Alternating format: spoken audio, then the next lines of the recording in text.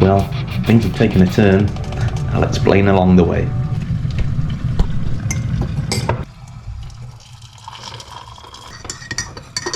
I recently made a couple of videos. One was about resting heart rate and what that means and whether it's worth monitoring. And one was about when to miss or move a planned run. At the time I was confident that there's nothing to see here. Resting heart rate was fairly consistent and I wasn't planning on missing any runs, but I did have an idea of what an acceptable number would be to miss. The river's looking a bit brown and deep there, just in time for my first trail run of the week. Now, yesterday, Friday, was my final working day before the Christmas break. When I got up, I checked my resting heart rate on the Garmin app, and it was up from its usual 49 to 51. Didn't think much of it because, you know, it does fluctuate a bit. But then by mid-morning, I'd started with headache, some kind of chills, bit of a warm head, and then also started with a little bit of a sort of tickly cough. So things progressed a bit during the day, and by the evening, you know, my skin was sensitive to the touch, my temperature felt a bit high, energy was low, and I had some Lemsip to help calm things down before bedtime so I could sleep. I had a fairly decent night's sleep, although my wife and I were taking it in turns to cough and wake each other up, as she's had something similar recently. But I went to bed at 11, fell asleep fairly quickly, and got up at 8:30 this morning, so I felt fairly well rested. Though my resting heart rate was up to 53 this morning, but I'm feeling 50% better than yesterday. Pretty good at the moment.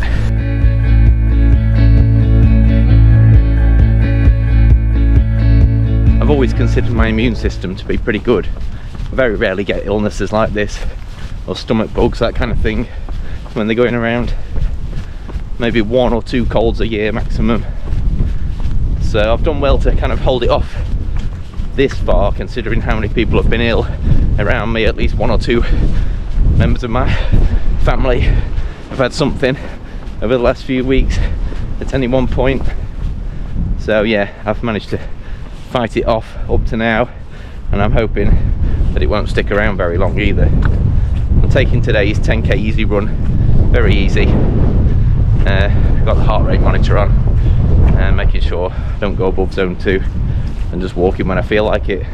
Got extra water with me today. I'm fairly sure at some point I've heard some kind of rhyme to help you figure out which illnesses you should carry on running through and which ones you should take a break with. Can't quite remember it. I think it's, hold on a sec. Yeah, I think I've got it. Below the chin, pack it in, above the neck, run like heck. I think that's it. Fairly sure most of my symptoms are above the neck.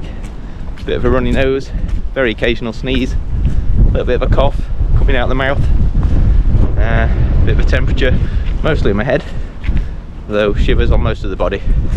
So we're mostly above the neck. So I'm just going to do my easy run today, and in a minute I'll explain how I managed to solve my Christmas Day training conundrum. So you may recall in my video about whether to skip any training sessions, I was trying to figure out how to deal with Christmas Day and the fact that I'm meant to be doing an 8k run and strength training on Monday of week 5, which will be Christmas Day. The evening before I started with this stuff, my wife actually asked me whether I was running on Christmas Day.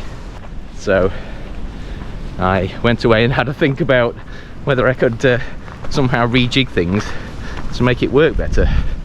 And the solution suddenly seemed obvious. This is week 4, it's the recovery week of the base phase. Tomorrow, Sunday, I've got a rest day.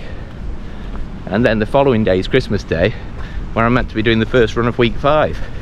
So, why not just pull that forward to tomorrow, get the 8k and strength training done on the Sunday, when we've got a free morning, and then it's out of the way and I can rest on Christmas Day without missing a run. That's the first 3 kilometers done.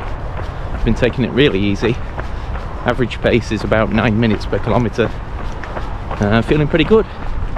Feel like I could go all day at this point.